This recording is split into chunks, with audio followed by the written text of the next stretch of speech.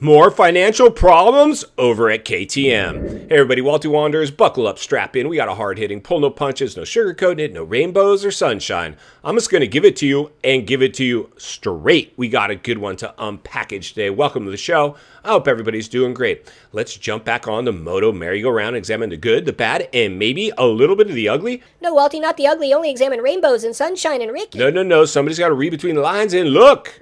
Between the ruts, we got some ruts to look through today, KTM.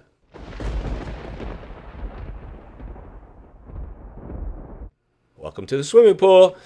This is getting good. This is getting good when Wall Street infiltrates Moto. This is what happens. Now, for me personally, love Moto, love business, part of both.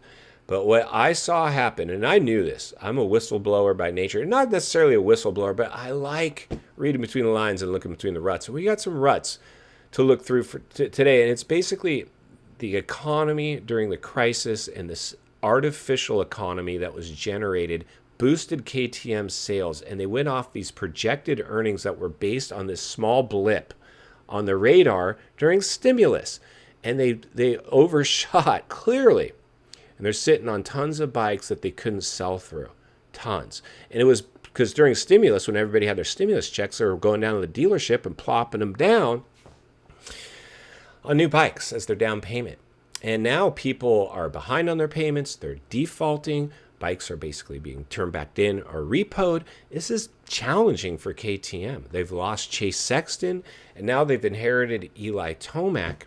And Aaron Plessinger, Eli's at the end of his career. So they didn't get this guy that they're going to really, probably if I'm Eli's agent, I'm telling KTM. Listen, this dude's championship pedigree. He's got tons of championships, and he's been the only guy, really, other than Chase, to be able to challenge the Wonder Boy. He's your best bet. And by all intents and purposes, it's true. But nobody's challenging the Wonder Boy. You're basically paying for potential podiums. And I'm not even sure, based on what I'm seeing out of Eli right now, I'm thinking he wishes he had just stayed with his retirement plans. I don't think he wants to come over there. This could be ugly for KTM. But the bigger proof in the pudding is this. Their real shot of having a rider groomed and try to get their career guy, their guy that they can groom for the future, their guy that potentially could be a champ. Yeah, I really like the track tonight, and I want to thank my sponsors, Red Bull, KTM. Was Tom Vial. Tom Vial came over here and learned Supercross really quick. Won championships. And the dude's clearly fast. Not in love with necessarily his personality. He's kind of this, I don't know, there's something about him. He's just not like really moto the way us Americans, really. He's more of this Euro type, right? Which is fine. But the fact is, they've got Aaron Plessinger, who's been sick, and he's never going to be a championship contender. I'm sorry to say that, AP, because everybody loves the cowboy, and I love, if I wanted to be proved wrong on one thing, and if you can use that as motivation, be my guest. F you, Walty, I'm going to prove you wrong. Yeehaw! But I think you love the fact you're a factory guy, getting paid a factory salary, and you're fine being the supporting cast to their main dude, which was Chase, and now it's going to be Eli. There's a good chance you might put in better finishes than Eli. But really, Vial, they couldn't make that deal stick. Now, my guess is Vial's price tag was probably pretty big. It might have been bigger than what they had to pay Eli. I'm sure if I'm Vial's agent, I'm going over and saying, this is our price tag. He's young. He's coming up. He learned Supercross right away. And he's already won championships. Based on paper, this is our guy's price tag. Then you go over to Eli. Well, he hasn't won anything in a while other than a moto here and there, or maybe a Supercross. But no championships. And he's 30-something years old, you know. And so Tom Vial is going to have more prospects than Eli, as much as I hate to say it, because I'm a huge Eli fan. I know most of you guys are all watching that too. And I'd love nothing more than Eli to use that as motivation and prove me wrong. Hey, Walty, what did I get myself into? I'm about to go ride that pumpkin. I should have just hung it up. But the reality is this. If you had the money, you would have went for Vial, which tells me, Eli, I hope you got guaranteed money in there. Because Gas is gone. Husky might be next. I don't think KTM's out of the woods quite yet. In fact, that might be another potential angle on this, a wrinkle in this, is Tom Vial is probably like, I don't want to stay here because I've heard rumors these guys aren't financially fit.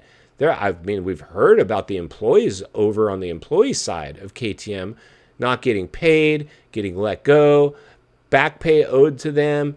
This is now just some big Wall Street conglomerate, right? They've been absorbed by some, I don't know, Middle Eastern company that doesn't even know anything about moto. They just look, there's number crunchers.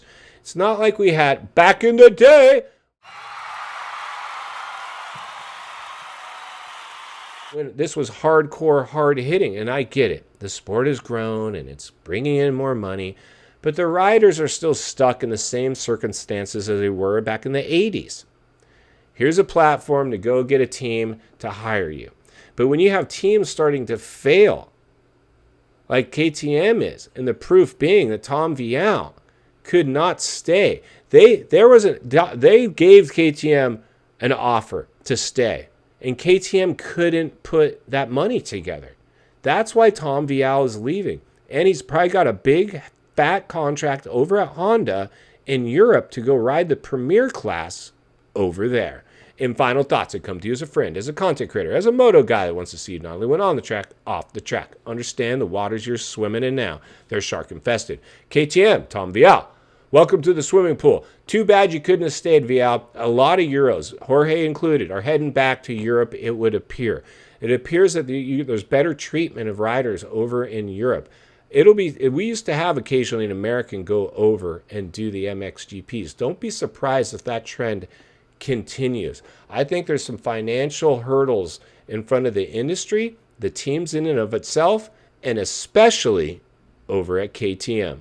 But that's why Walty will be here to blow the lid off it every step of the way, because it's not only what we need, it's in fact what we deserve. If you appreciate the content, I want to humbly ask you to give the video a like, subscribe to the channel, leave a comment below. I'd love to hear from you. Social media link in the description of this video if you'd like to contact me there, along with links to channels I've appeared on I think you might enjoy. If you enjoyed this video, gonna love the next video, and there's an easy subscribe icon for your convenience. As always, thank you for your time. Don't go over the bars. God bless. I'll see you on the next video.